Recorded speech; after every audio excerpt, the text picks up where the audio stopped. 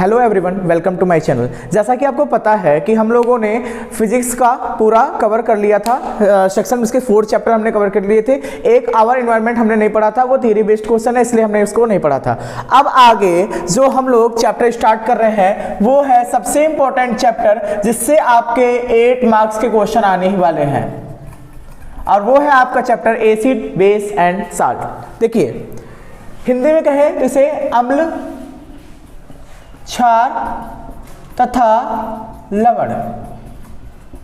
सबसे पहले अगर हम एसिड की बात करें, अब तक आप लोगों ने एसिड को अगर देखा होगा, अगर उसको महसूस किया होगा या फील किया होगा, तो एसिड जो होते हैं, एसिड जो होते हैं, आपने जाना कि एसिड का जो टेस्ट होता है वो क्या होता है, खट्टा होता है ना, ये जान लिया आपने। लेकिन हम लोगों को जब डिफिनीशन लिखने के लिए आएगा तो हम ये थोड़े लिखेंगे। तो देखिए यहाँ पे क्या लिखा है, an acid is a hydrogen containing substance that is capable of donating of proton to another substance. इसका मतलब ये है कि अम्ल वे पदार्थ होते हैं जो हाइड्रोजन को अपने साथ रखते हैं तथा क्या लिखा हुआ है कि प्रोटॉन टू अनदर सब्सटेंस, और वो अपने प्रोटॉन को यानी पॉजिटिव चार्ज को वो किसी को देने का कार्य करते हैं। यानी कि HCl बना, देख लीजिए यहाँ पे ध्यान से देखिएगा, तो H प्लस आयन बनेगा, Cl निगेटिव होगा, यानी हाइड्रोजन को अपने पास रखेंगे और जो अदर मेटल होते हैं, अगर अदर एलिमेंट होते हैं उसको वो क्या करते हैं, इलेक्ट्रॉन देने का काम करते हैं। अगर इसको रियल में अगर लिखना चाहे तो यही डिफिनेशन आप लिखेंगे कि अम्ल वे पदार्थ होते हैं जो हाइड्रोजन से मिलकर बने होते हैं, ठीक। और क्या होंगे, और ये जलीय विलयन में, ये भी लिख सकते हैं, ये जलीय विलयन में H प्लस आयन देते हैं। कॉन्सेप्ट क्लियर है, ठीक है। अब आगे देखिए, acidic solution turns blue litmus paper into red. अगर किसी भी अम्लीय विलयन में किस पेपर को, ब्लू लिटमस पेपर को डाला गया तो उसका रंग कैसा हो जाता है, लाल हो जाता है। तो आपको पता चल गया कि वो अम्लीय है, समझ में आया, ठीक है। अब देखिए एसिड कहाँ कहाँ प्रयोग किया जाता है। सबसे पहले आपको पता होगा कि आपने जब बायो का अब ये चैप्टर आप पढ़ेंगे तो उसमें स्टमक में एसिड प्रोवाइड होते हैं, सेक्रेशन होता है एसिड का, है ना। तो जो एसिड होता है वो कौन सा एसिड होता है, लैक्टिक एसिड में कन्वर्ट होता है। कब, जब उत्सर्जन होता है।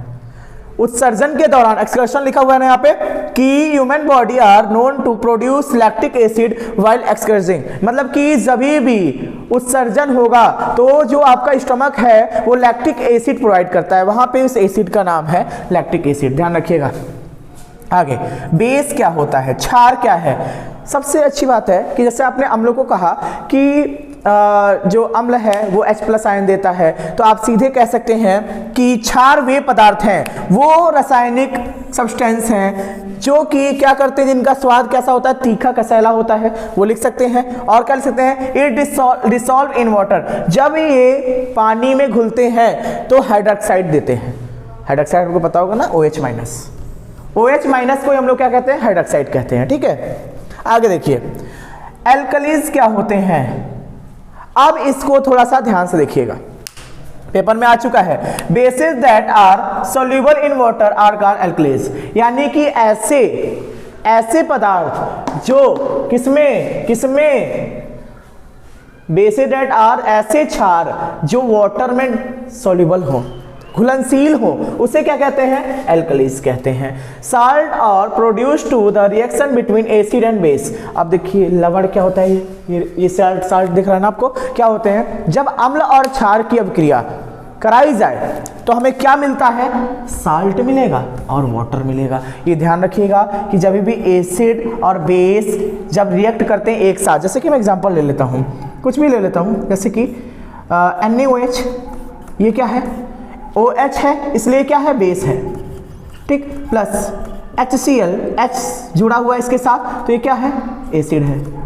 जब ये रिएक्ट करेंगे तो देखिए इसमें कौन सा डबल डिस्प्लेसमेंट रिएक्शन होगा, है ना। डबल डिस्प्लेसमेंट रिएक्शन आपको पता है, द्विविस्थापन अभिक्रिया, ये A है, ये B है, ये C है, ये D है, तो एक इसके साथ जाएगा, ए किसके साथ जाएगा, डी के साथ, तो क्या बनेगा NaCl प्लस OH और प्लस H मिलके क्या बना, H2 हो गया, H के 2 अणु और O यानी कि वाटर।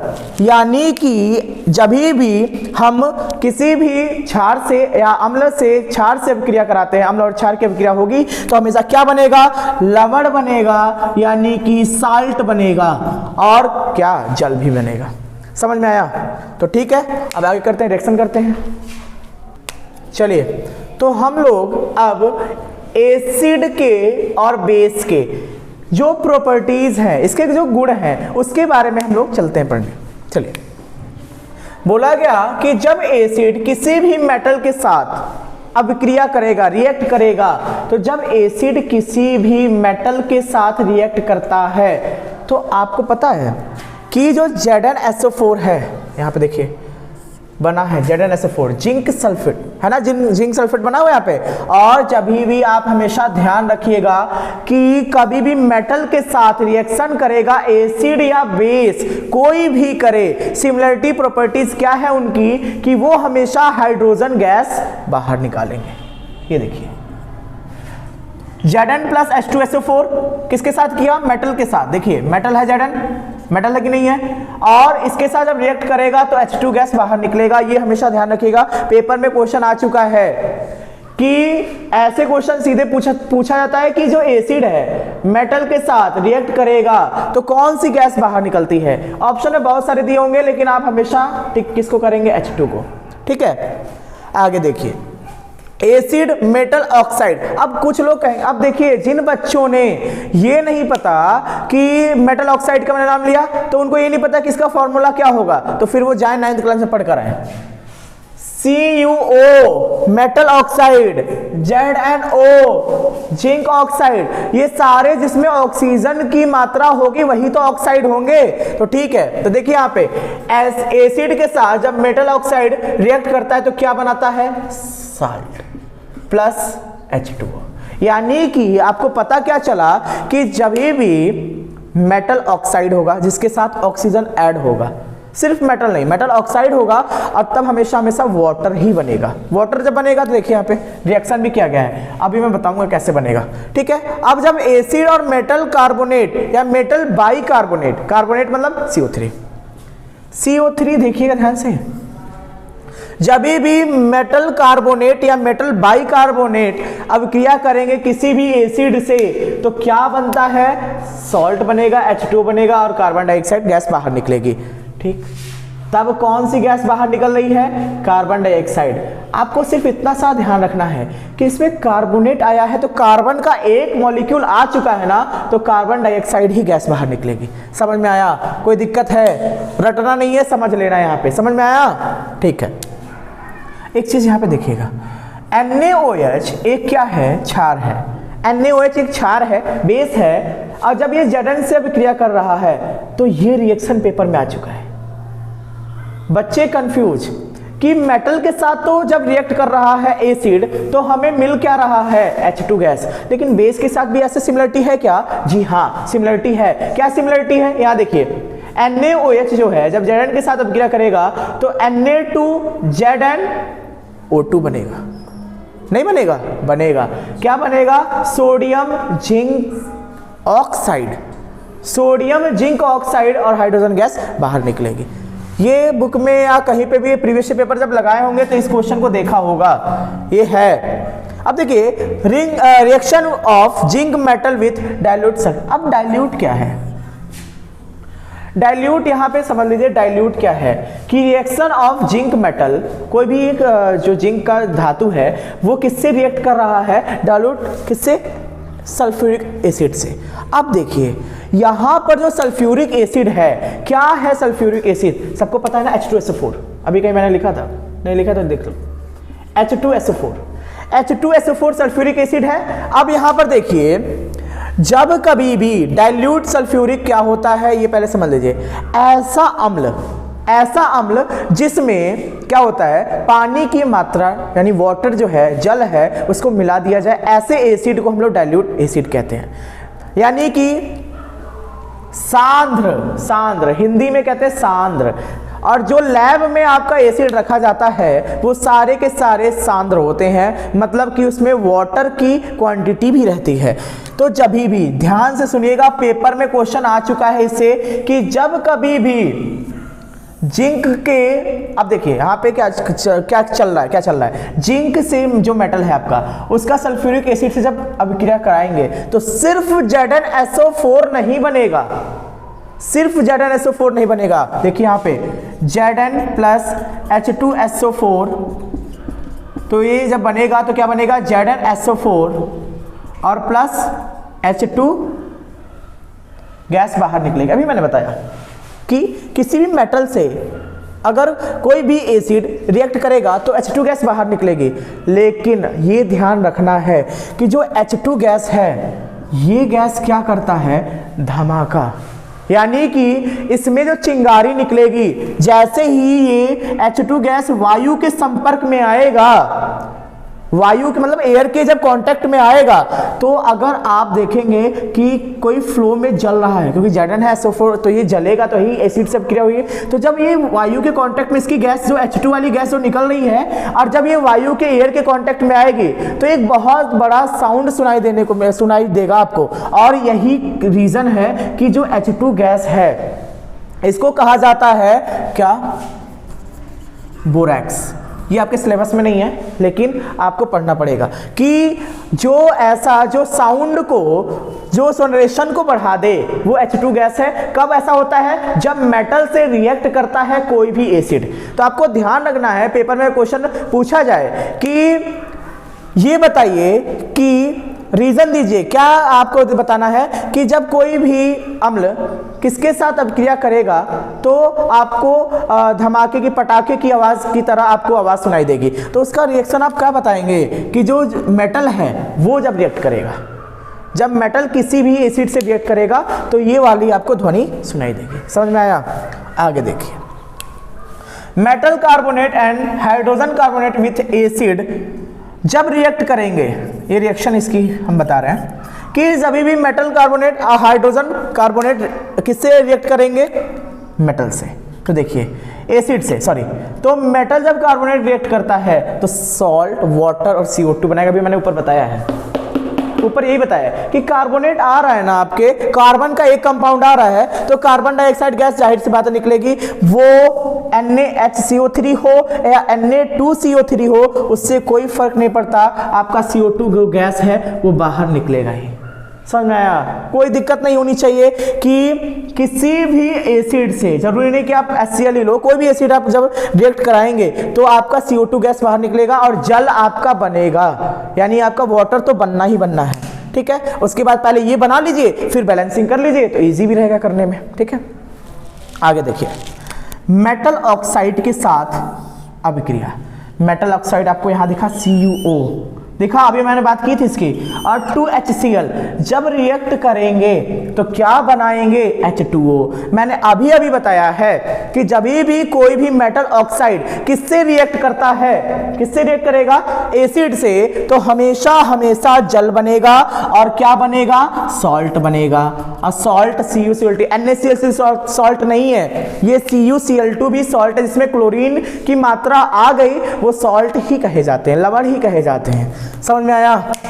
अब देखिए यहां पर, जब बेस नॉन मेटल ऑक्साइड के साथ अभिक्रिया करता है, अब नॉन मेटल क्या क्या है देख लीजिए, यहां पे कार्बन डाइऑक्साइड है, C, कार्बन खुद ही नॉन मेटल है। ठीक है, तो जहां जहां नॉन मेटल हो गया वो आप सीधे ये भी लिख सकते थे कि CO2 के साथ अपक्रिया, पेपर में आ सकता है, लेकिन नॉन मेटल अगर बोल दे तो आप CO2 के साथ अपक्रिया कर सकते हैं, और किसके साथ अपक्रिया कर सकते हैं, Br के साथ अपक्रिया कर सकते हैं, आयोडीन के साथ, मतलब आयोडाइड के साथ अपक्रिया कर सकते हैं, है ना। तो कुछ भी कर लीजिए जो ईजी आपको लगे। पेपर में अगर लिख दिया कि क्षार का किसी भी अधातु के साथ अपक्रिया होने पर क्या प्राप्त होता है, तो आप सीधे बताएंगे कि कैल्शियम कार्बोनेट, मतलब कार्बोनेट प्राप्त होगा, और क्या प्राप्त होगा, आपका जल प्राप्त होगा। और कार्बोनेट क्या है, एक तरह का साल्ट है, लवण है, ये ध्यान रखिएगा। ठीक है, तो चलिए अब आगे चलते हैं। चलिए, तो हम लोग अब देखेंगे कि जो अम्ल और जो क्षार, इसमें हमने अब तक भिन्नता देखी है, क्या डिफरेंस था वो हमने देखा, लेकिन क्या सिमिलरिटीज है। अगर ये क्वेश्चन पूछ दे तो क्या करेंगे? अगर क्वेश्चन पूछ दे कि अम्ल और क्षार में क्या चीज कॉमन है, समथिंग इन कॉमन, किसमें? Acid and base. क्या? इलेक्ट्रोलाइट्स हैं। इलेक्ट्रोलाइट्स का मतलब क्या होता है? जो विद्युत के दोनों क्या है? सुचालक हैं, यानी कि they are good conductors of electricity. ये विद्युत के सुचालक हैं, पहला रीजन दे सकते हैं। दूसरा, एसिड और बेस, अम्ल और क्षार जलीय विलयन में क्या आयन देते हैं। जरूरी नहीं कि ये लिख देना उसमें गलत लिख हो जाएगा, ये बस लिखना कि acid and base both produce ions in water solution, यानी कि जो अम्लीय है, अम्ल है और जो क्षार है वो जलीय विलयन में क्या देते हैं? आयन देते हैं, बस लिख देना। क्योंकि देखो जो एसिड होगा वो H+ आयन देगा और जो बेस होगा OH- आयन देगा, लेकिन आयन तो दे रहा है ना, इसलिए ये इसके दो सिमिलरिटीज आपको लिखना पड़ेगा अगर आए तो। हम लोग बुक से हिसाब से थोड़ा नहीं चल रहे हैं, थोड़ा बुक को थोड़ा सा अलग लेवल में देखकर, क्योंकि बुक का पूरा निचोड़ मैं पढ़ा रहा हूं इसमें कि आपको क्या क्या क्वेश्चन देखने को मिल सकते हैं, वो पूरी पॉसिबिलिटी के साथ ये पूरा नोट्स तैयार किया गया है। ठीक है, तो एक एक चीज आप नोट करते चलेंगे। अब स्ट्रॉन्ग एसिड क्या होगा और वीक एसिड क्या होगा, स्ट्रॉन्ग बेस क्या होगा, वीक बेस क्या होगा, ये आपको अगर पता नहीं है तो यहां ध्यान से सुनिए।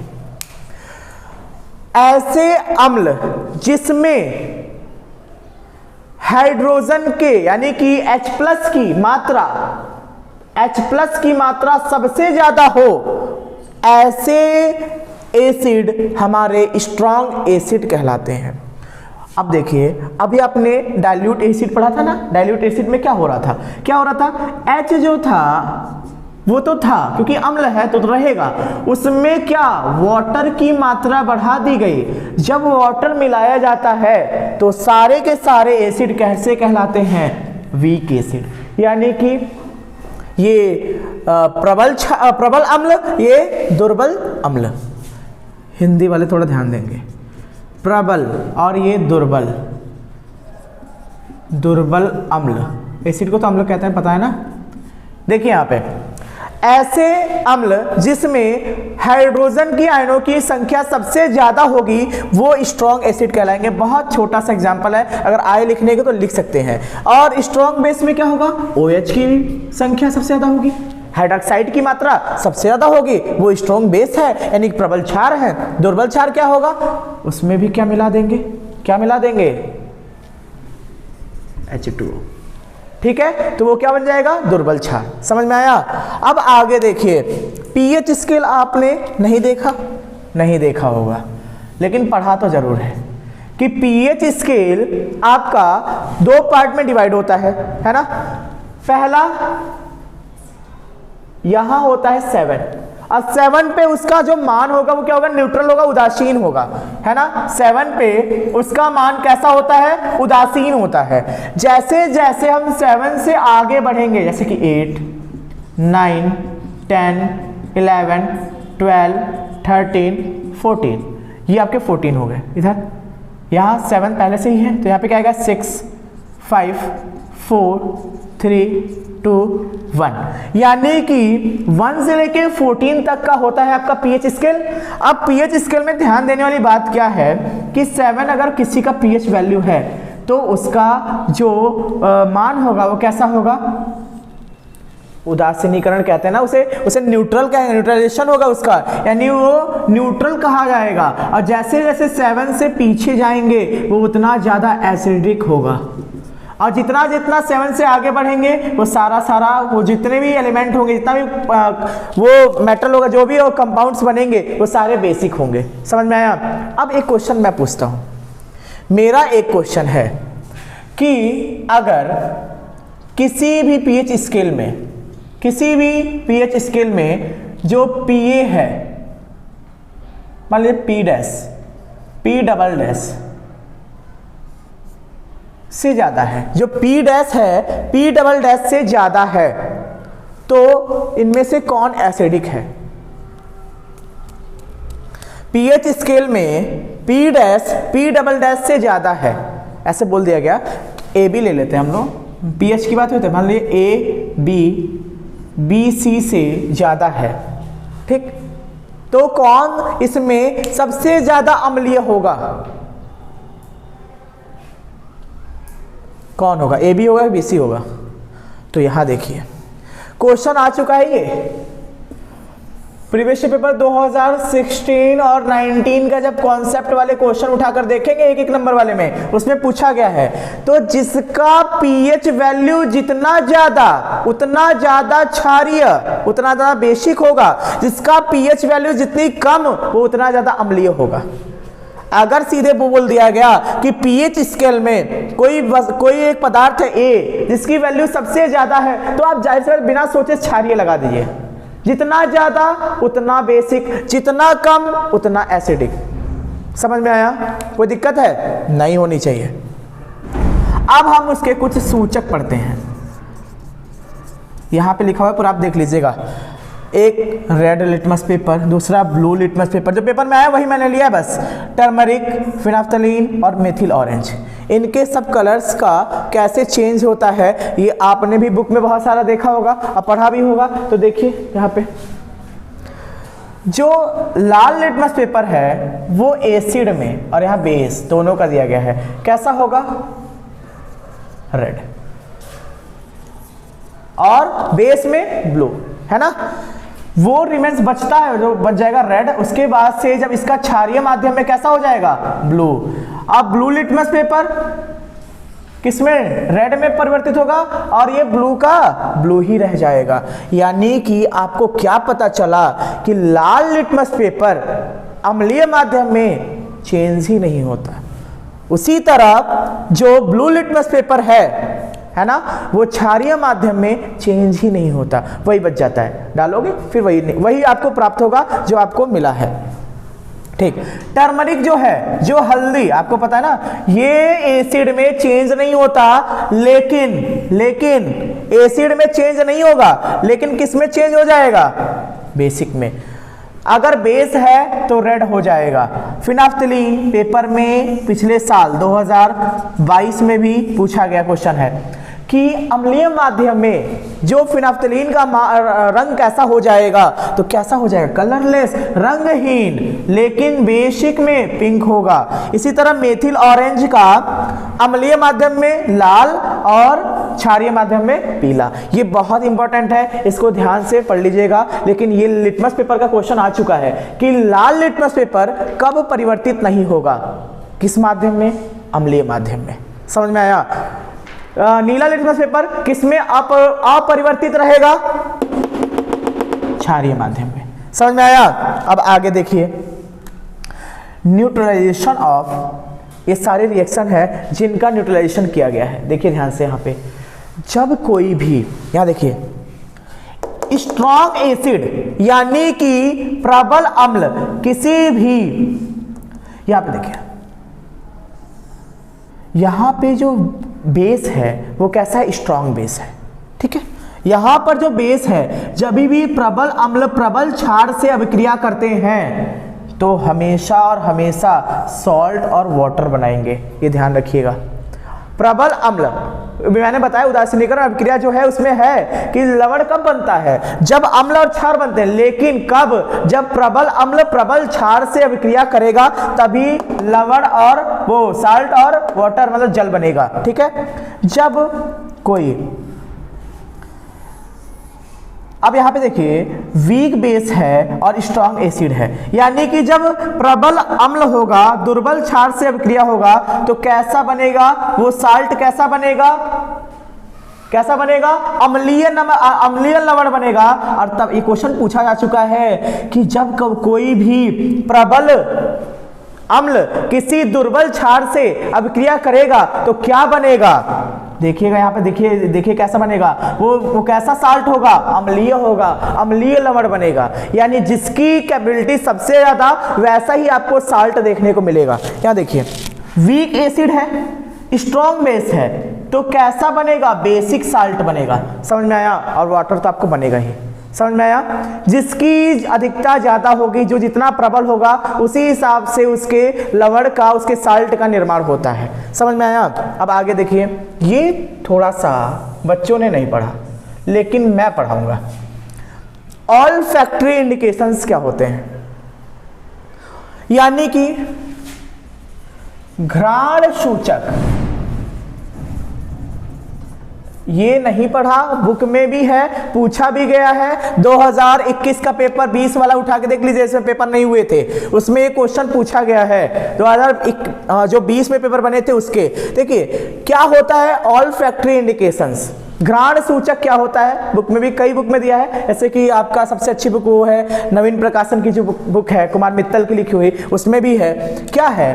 Those substance whose ador change in acidic और basic medium, है ना, ऐसे रासायनिक पदार्थ जो अम्लीय और किसमें, क्षारीय माध्यम में अपने आप को बदल देते हैं।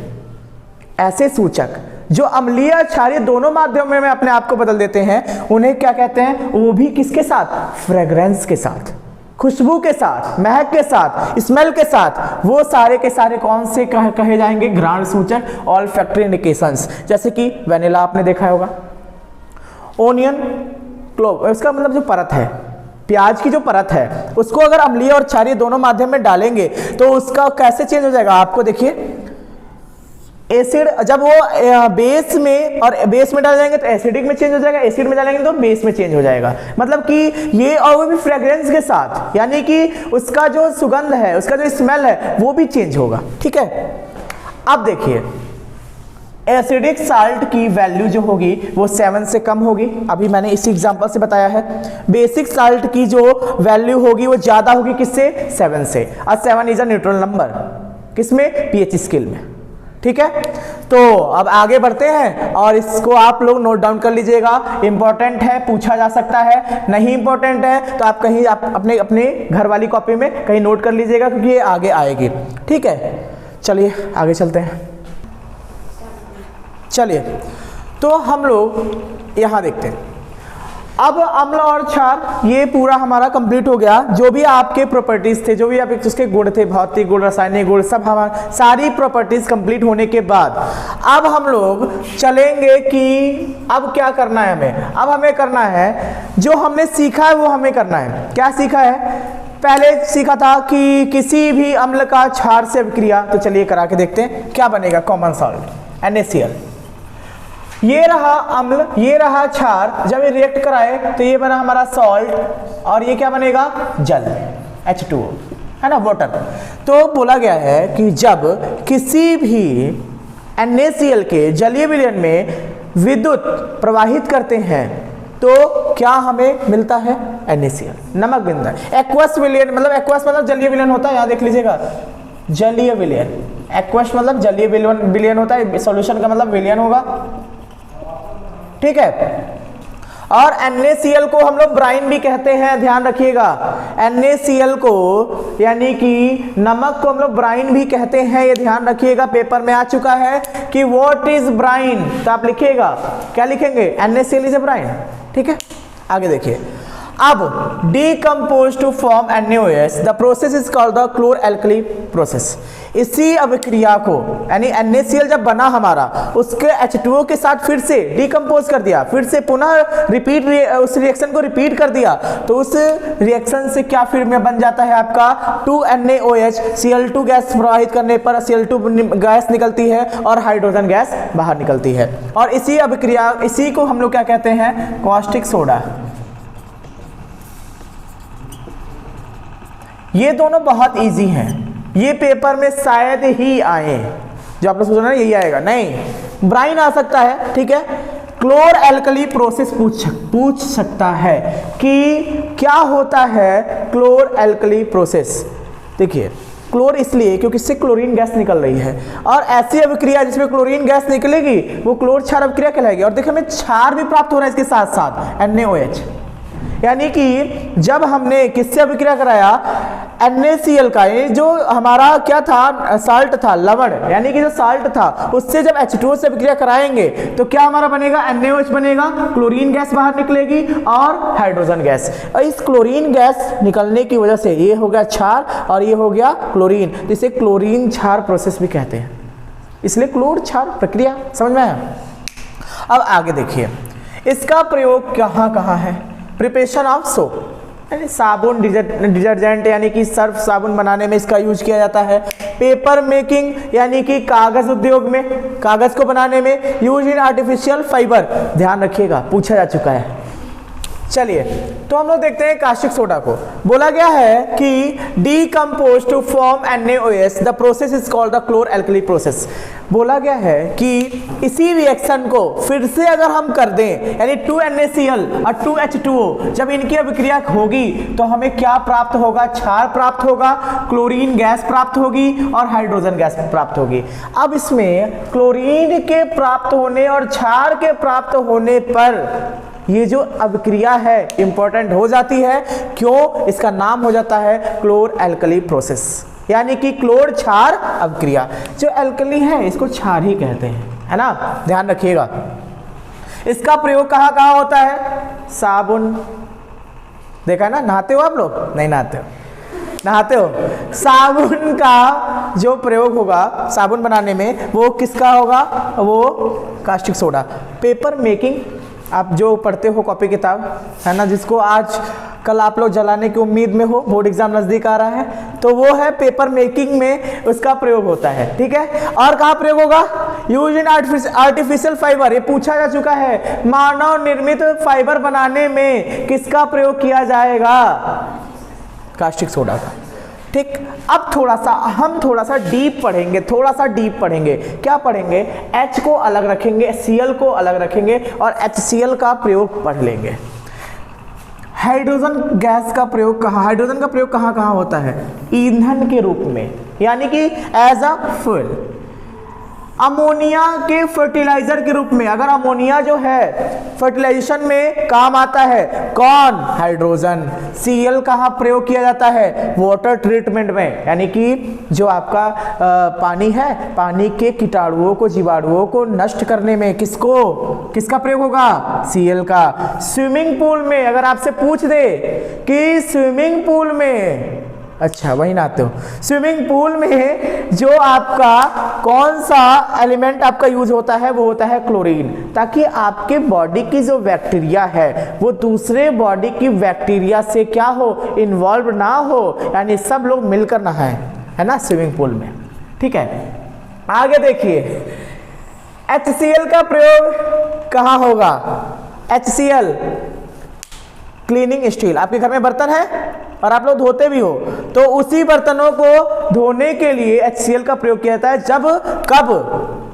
जब उसका रंग कैसा हो जाए? काला। स्टील है चमकदार और उसको आपने काला कर दिया है, तो HCl का प्रयोग वहां करेंगे। अमोनियम क्लोराइड के रूप में, अमोनियम क्लोराइड जब निर्माण होता है उसमें HCl का योगदान है। मेडिसिन्स में और HCl का प्रयोग और कहाँ होता है? विश्व सुंदरी कॉस्मेटिक्स की दुकानों पर, है ना। अगर आप मेकअप करने जाते हैं तो उसके प्रोडक्ट्स होते हैं, उस प्रोडक्ट्स में सारी HCl का कुछ अणु, मैंने बताया ना, जिसे कहते हैं हम लोग कौन सा? डाइल्यूट HCl, उसका प्रयोग किया जाता है ना, क्रीम में, है ना, ज़्यादातर जो आपको सजने संवरने में काम आता है। यहां देखिए, अब पढ़ते हैं हम लोग ब्लीचिंग पाउडर। क्या होता है bleaching powder? The chemical nature of bleaching powder is calcium oxychloride. देखिए यहाँ पे सिंपल सी बात है कि ये क्या है? क्षार है, बेस है। जब बेस में क्लोरीन गैस प्रवाहित करेंगे, क्लोरीन गैस डालेंगे, तो आपका क्या बन के तैयार हो जाएगा? CaOCl2 और प्लस H2O। ठीक है, तो आपने क्या देखा? ये जो CaOCl2 आपको दिख रहा है, यही आपका ब्लीचिंग पाउडर है। समझ में आया? ठीक है, इसका यूजेस कहाँ आप इसका प्रयोग करेंगे? देखिए ध्यान से, it is use for bleaching cotton, यानी कि जो रुई होती है या सूती वस्त्र उद्योग कह सकते हैं, वहां पर इसका प्रयोग होता है। ठीक। It is used and oxidise agent in chemical industries, यानी कि अगर आपको लैब में प्रयोगशाला में इसका ऑक्सीकारक के रूप में भी इसका प्रयोग देख सकते हैं, है ना। आप लोग लैब नहीं गए, इंटर में जाएंगे। It can be used for disinfection of water, अभी अभी मैंने बताया इसमें है क्लोरीन गैस CaOCl2। अब क्या होगा, पानी को कैसे जीवाणु रहित बनाने के लिए किसका प्रयोग किया जाएगा, ब्लीचिंग पाउडर का। समझ में आया? ठीक, चलिए अब आगे जो 2-3 बचे हुए हैं उसको हम लोग पढ़ लेते हैं। तो चलिए मिटाते हैं इसको। तो अब हम लोग पढ़ते हैं बेकिंग सोडा। क्या होता है बेकिंग सोडा? देखिए, जब कभी भी इसका फॉर्मूला क्या होता है ना, बोला गया था chemical nature of baking soda is sodium bicarbonate, it is produced on a large scale by treating cold and concentrated solution chloride with ammonia and Cl2। बहुत बड़ा प्रोसेस है ये। Sodium chloride, H2O, carbon dioxide, ammonia NH3 का जब अभिक्रिया कराते हैं तो हमारा क्या बनता है, ये ध्यान रखिएगा, बनेगा अमोनियम क्लोराइड। इसका नाम क्या है, अमोनियम क्लोराइड NH4Cl, और हमारा तब प्राप्त क्या होगा, बेकिंग सोडा। ठीक है। ऑन हीटिंग, जब इसको फिर से हम क्या करते हैं, गर्म करेंगे, और इसे डिहाइड्रेशन कहते हैं, यानी कि निर्जलीकरण भी कह सकते हैं। इससे क्या होता है, H बाहर निकल जाता है, Na2CO3 प्राप्त होगा और जल प्राप्त होगा और कार्बन डाइऑक्साइड गैस प्राप्त होगी। यानी कि ब्लीचिंग पाउडर को बनाने के लिए आपको सोडियम क्लोराइड, जल, कार्बन डाइऑक्साइड, NH3 मतलब अमोनिया, जब इनको ऐड करेंगे, रिएक्शन कराएंगे, तो आपको क्या मिलेगा, NaHCO3 और ये NH4Cl। ध्यान रखिएगा। ऑन हीटिंग, जब इसे गर्म करेंगे, जब इस प्राप्त ब्लीचिंग पाउडर को, प्राप्त बेकिंग सोडा को जब हम इसको फिर से अब गर्म करेंगे, गर्म करने के बाद फिर से हमें वही रिएक्शन नहीं मिलेगी, ये ध्यान रखिएगा, क्योंकि जो Cl है वो किसके साथ जा चुका है, NH4 के साथ। ठीक है। तो जो बचा हुआ कंपाउंड्स है, यानी कि H2O और CO2 गैस में फिर से प्राप्त हो जाएगी, ये ध्यान रखिएगा। पूछा जा चुका है क्वेश्चन, क्या पूछा जा चुका है कि बेकिंग सोडा के निर्जलीकरण के लिए कौन सी अभिक्रिया फॉलो करनी पड़ेगी, कौन सा अभिक्रिया का अनुसरण करना पड़ेगा। तो आप कैसे लिख सकते हैं, क्या इसमें क्या आपने दिया, तापीय प्रभाव, यानी कि उष्मा शोषी की उष्मा छेपी, उष्मा छेपी। क्यों, कार्बन डाइऑक्साइड जो गैस है वो क्या है, हीट प्रदान करता है, तो उष्मा को बाहर निकालेगा। कॉन्सेप्ट समझिएगा। यहां पर क्या पूछा जा चुका है कि अगर बेकिंग सोडा को गर्म करेंगे तो हमें कौन सी रिएक्शन प्राप्त होती है, उष्मा छेपी अभिक्रिया प्राप्त होगी। और क्यों होगी, क्योंकि CO2 आपका कैसा गैस है, गर्म गैस है। समझ में आया? ठीक है। तो आगे देखिए, इसका यूज कहाँ कहाँ है, used as an antacid to treat acidity in stomach. मैंने इसको बायो के सेक्शन में भी पढ़ाऊंगा, अगर आगे है तो इसको पढ़ाऊंगा कि जो लीवर में जो एंटासिड की तरह वर्क जो करता है, एंटासिड क्या होता है, देखिए ध्यान से। कभी कभी आपका जो पेट दर्द होता है ना, तो उसमें HCl अभिक्रिया क्या करता है, HCl से आपकी अभिक्रिया हो जाती है, क्योंकि स्टमक जो है आपके, उसमें किस सेक्रेशन किसका होता है, किसका स्रावण होता है, HCl का होता है। उस दौरान एंटासिड क्या करता है, उस HCl से अभिक्रिया करके आपके जो पेन को है वो रिकवर करने का प्रयास करता है, वो होता है एंटासिड, जो स्टमक में होता है। ठीक है। प्रिपरेशन ऑफ केक्स ब्रेड्स, यानी कि आपने जो केक देखा है ना, और ब्रेड जो आप लोग खाते हैं, उसमें इसका प्रयोग किया जाता है। Use to make baking powder which is used, और बेकिंग पाउडर बनाने में भी इसका प्रयोग किया जाता है, मतलब खाने का सोडा बनाने में भी इसका प्रयोग किया जाता है। ठीक है। तो आगे पढ़ते हैं, चलिए। तो अब हम लोग पढ़ेंगे वॉशिंग सोडा। क्या होता है washing soda? Sodium bicarbonate on heating decomposes to give sodium carbonate with the release of H2 gas, यानी कि सोडियम कार्बोनेट के जब जल से अभिक्रिया कराई जाती है तो जो सोडियम कार्बोनेट है वो जल को क्या कर देता है, अपने साथ क्या कर रहा है, रिलीज कर देता है। यानी कि देखिए इसे हम लोग कहते हैं सोडियम कार्बोनेट डेकाहाइड्रेट। इसका कभी कभी कि इसका देखिए सोडियम हाइड्रेट तो इसको कहते हैं, और उसके साथ साथ डेका हाइड्रेट। यानी कि देखिए यहाँ पे जल के कितने अणु हैं, 10, और 10 की वजह से यहाँ पे क्या लग जाता है, डेका। कभी कभी पूछा जाता है सोडियम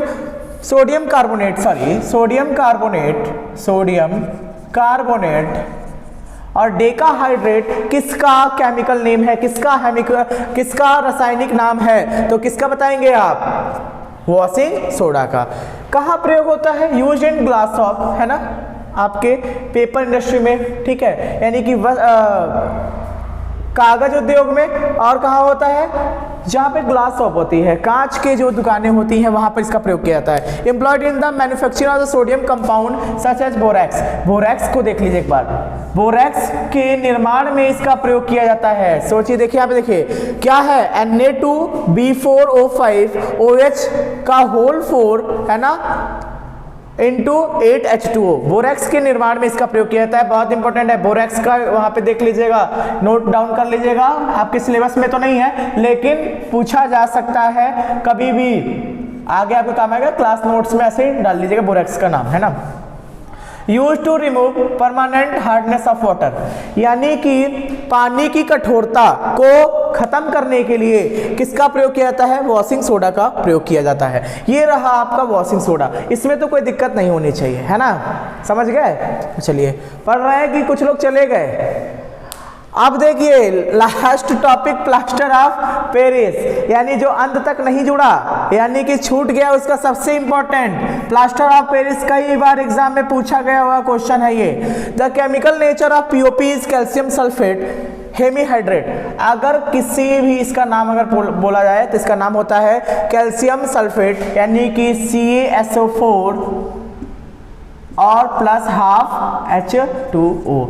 इसका पूरा नाम ये होगा क्या, प्लास्टर ऑफ पेरिस। क्या करते हैं, जिप्सम को, जब जिप्सम को CaSO4 प्लस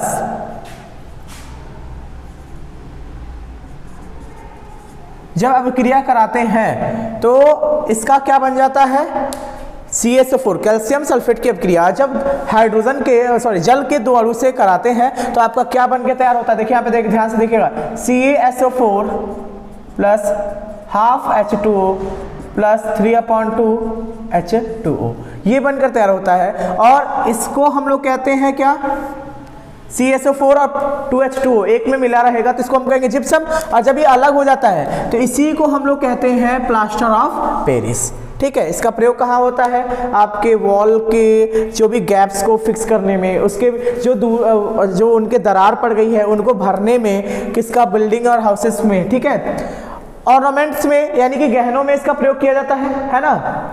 उसके साथ कॉस्मेटिक मटेरियल में इसका प्रयोग किया जाता है।